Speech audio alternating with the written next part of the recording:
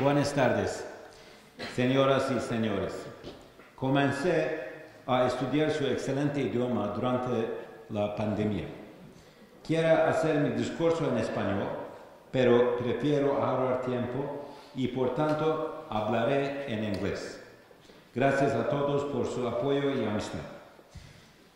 Distinguished guests, my good friends, Your Excellencies, dear professors, dear students, it's really a distinct honor and special pleasure to address such a distinguished audience today on the occasion of the opening ceremony of the Turkish Studies Chair at Complutense University. Speaking at Complutense, one of the world's oldest and most esteemed universities, with a proud tradition dating back to the 13th century, is truly a privilege.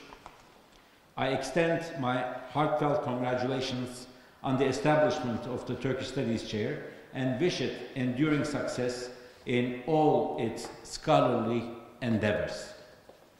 President Recep Tayyip Erdoğan and Foreign Minister Dr. Hakan Fidan, whom I am also proud to represent today, have instructed me to express their appreciation to this prestigious university for establishing this important chair, which will definitely contribute to the excellent relations between our two great nations. We eagerly await the academic pursuits that will be carried out by the students of this newly established chair, particularly for the insights and contributions they will bring to the fields of Turkey-EU and Turkish-Spain relationships.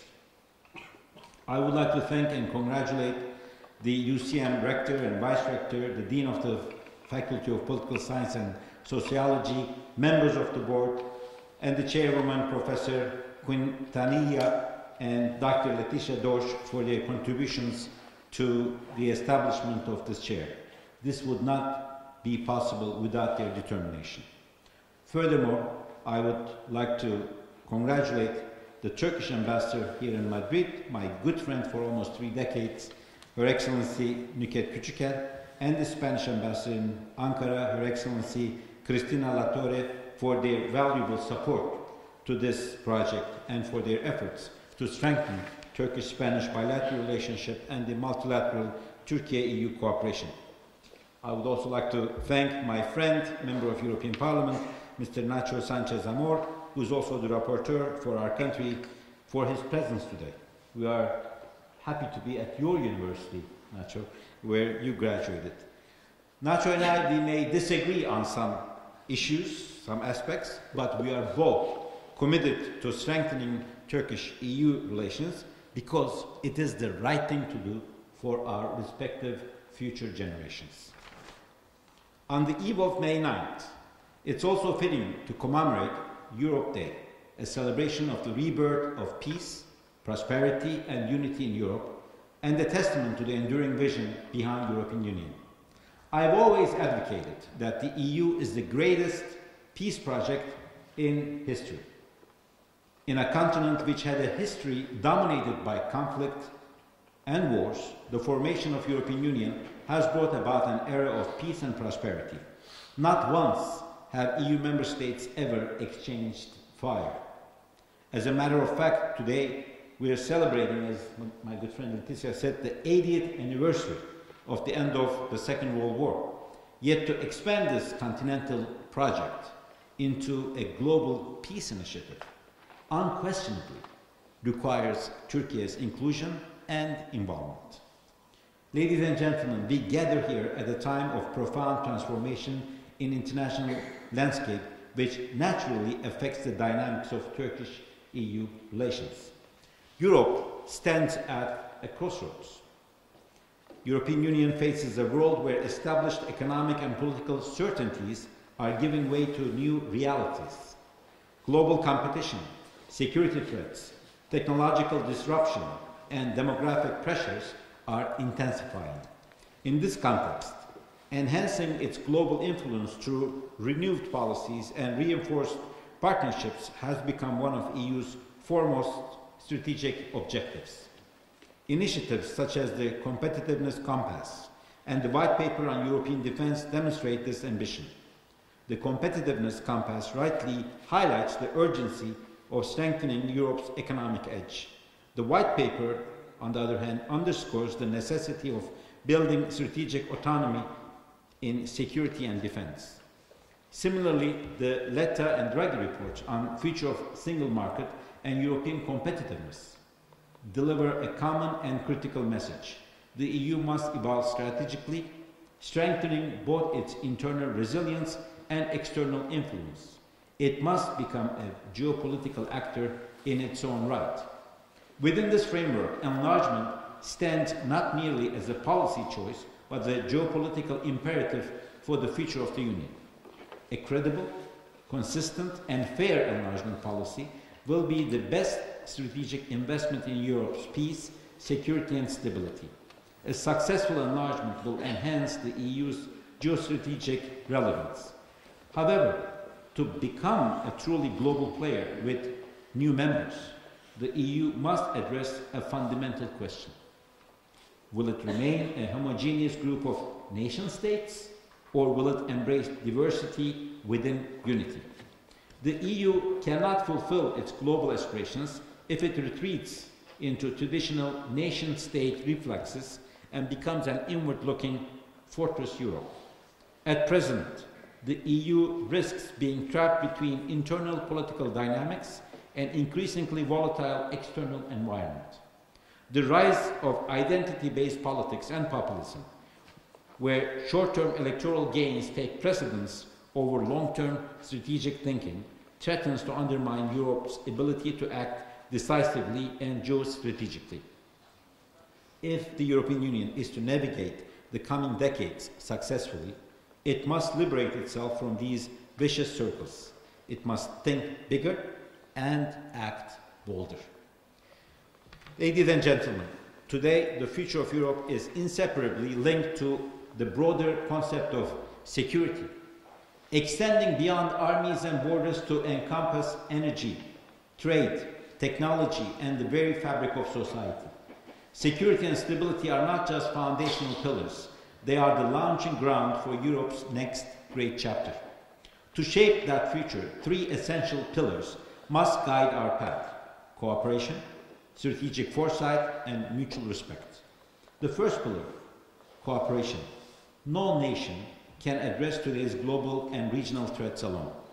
The war in Ukraine, the conflict in Gaza, along with the inhumane policies of Netanyahu government, the regime change in Syria, and the recent threats to peace in Asia have fundamentally changed geopolitics. Such profound changes demand a fresh approach to European security, one that bridges the gap between EU and its non-EU allies. Turkey, as both a NATO ally and a candidate country, stands as one of European Union's most important partners in this new security landscape. Turkey has unique attributes: a critical geostrategic location, 7 decades of NATO membership with the second largest military of NATO, extensive military qualifications, and a highly developed defense industry present an undeniable opportunity for Europe's collective security. Moreover, Turkey's role extends beyond conventional security, from securing supply chains to ensuring energy and food security, from combating climate change to addressing irregular migration. Turkey is a key contributor to Europe's resilience. Our economies are deeply integrated. Turkey is the EU's 5th largest trading partner, while EU remains Turkey's largest. Turkey plays a vital role in ensuring the resilience of Europe's supply chains and critical industries. As an energy corridor, Turkey strengthens Europe's energy security by connecting the continent to vital energy sources. Indeed, 70% of the energy sources Europe needs are located to east, north, or south of Turkey. So for EU, which is on our west, to access these energy resources, Turkey is vitally important. In short, Europe and Turkey must work together, drawing from each other's strengths across the full spectrum of security challenges. Distinguished guests, for shaping the future of Europe, the second pillar should be strategic foresight, because the challenges of tomorrow require action today. History teaches us that security threats do not appear suddenly, they build gradually over time. Whether terrorism, geopolitical rivalry, or economic instability, early anticipation and preparation are essential to prevent crisis. Turkey and EU must work together to develop a forward-looking security strategy based on proactive diplomacy, early warning mechanisms, and coordinated defense policies. As the saying goes, failing to plan is planning to fail. By anticipating security challenges together, we can prevent future crises. The third and last pillar is mutual respect. Because sustainable partnerships are built on understanding, not confrontation, Turkey and EU have faced differences in the past. However, disagreement must not mean disengagement. By fostering mutual respect, we do not erase our differences. We create the conditions to manage them constructively, which will ultimately strengthen Europe as a whole. Talking of mutual respect, let me share some facts with you. Our first application to EU was back in 1958. Turkey deserves to be mentioned in the Guinness Book of Records because no country has waited this long to join any international organization. Our resolute, our determination since 1958 has been solid. Yes, there are issues that we can discuss. Nacho was kind enough to mention a few of them. The concept of privileged partnership was discussed. This was first an idea of Mr. Sarkozy in France. When I first heard that, I said this is an insult to our wisdom, to our logic. Because when I checked the Acquis, which is 180,000 pages, there's nothing called privileged partnership. If EU really wants to bring about a new type of membership, then they have to take the necessary legislative decisions, pass the laws, and if some of the current members choose their current full membership status to this new membership status, we might consider it. But offering us something that does not exist is an insult. Or all these issues about political rights, human rights, the judicial issues in Turkey, press issues, are covered in the EU negotiations in chapters 23 and 24. Normally, the EU Commission should come up with opening benchmarks for these chapters, and a candidate country has to fulfill these benchmarks. But EU has decided to block these chapters, so EU is telling us to do our homework without telling us what the homework is. That's why mutual respect is needed. If you really want this relationship to be a win-win, let's be frank, let's be transparent, let's be sincere to each other. S-400s were mentioned. Why did Turkey buy the S-400s? Because our allies who had similar concepts, similar air defense systems, refused to sell us. We were facing the Assad regime in our south, which had very strong air offense capabilities, and we had to protect our nation.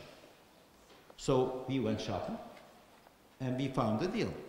Talking of which, one of the EU member states also has the similar system from the same country. It's one grade lower, it's S-300s, but it's being used by some of the EU member states. So it's okay for a current member to buy, but it's not okay for a candidate to buy. That's also not fair. The concept of Turkish religion, yes, we're predominantly Muslim, but we did not convert to Islam yesterday. We were Muslim when we first applied. We were Muslim when we were given the candidature status. We were Muslim during the Cold War when we served at the most difficult flank of the free world against the aggression, and we're Muslim today. But the fact that we are Muslim is important because we prove to the world that culture of Islam can coexist with culture of democracy. President Erdogan was mentioned. Is President Erdogan a self-declared leader? No, he's a democratically elected leader. Since 2002, he has won every election that he has entered with the transparent free will of his people. So if democracy is an important value for European Union, European leaders and decision makers have to respect the choices of the Turkish nation. President Erdogan is as real as Prime Minister Sanchez is here in Spain, as President Macron is in France, or as the other leaders in their respective countries. Just like we respect their elected leaders, we anticipate the same respect to our elected leaders. If the Turkish nation decides to elect someone else later, it's a democracy, but this is a democratic result. And I salute my good friend Nacho for mentioning the coup attempt. And I'm grateful that he took his time to come. But remember, a few years before, a cartoon magazine in Paris was attacked. And all of the leaders all around Europe, including the Turkish Prime Minister of the time, went rushing to show their solidarity with the French nation a few days later. But in our case, it was quite long. Nacho was among the first to come, but some of the European leaders took so long to show their solidarity at a time when our democracy was attacked, when our parliament was bombed. We expected a bit more, but that's behind us. Now we have to look ahead. But this concept of mutual respect is important. In summary, ladies and gentlemen, if Turkey and EU embrace these three pillars, cooperation, strategic foresight, and mutual respect, we can build a stronger, more resilient, and more forward-looking Europe. We firmly believe that Turkey will broaden EU's vision and amplify its global influence, enabling greater geostrategic thinking and action. In this context, Turkey's place within the EU is not a question of if, but of when. I'll share an anecdote with you. When I was first appointed back in 2009, the EU minister, I had a tête-à-tête meeting with then EU Minister of France, Mr. Bruno Le Maire was the EU minister at that time. And after a long dinner, where we were quite open with each other, he said, Egemen, do you realize we are one of the founding members of EU? We are one of the 6 countries that established the EU. And after Germany, we're the 2nd largest. And the day you join, you will be the 2nd, we will be the 3rd. Do you think it's easy for us to swallow this? I said, Bruno, what do you want to do? Establish like the permanent members of Security Council, where the founding 6 members have the right to veto decisions? He said, that's technically impossible. Therefore, we will delay your membership as long as we can. And I thank them for being honest. We understand every country has their national priorities, but right now it is time to think about Europe's priorities, not for the next elections, but for the next generations. This is why Turkish-EU relationship is vital. In this context, it's about building a Europe defined not by division, but by a shared commitment to cooperation, solidarity, and mutual respect. Thank you all very much for your kind attention. Muchas gracias.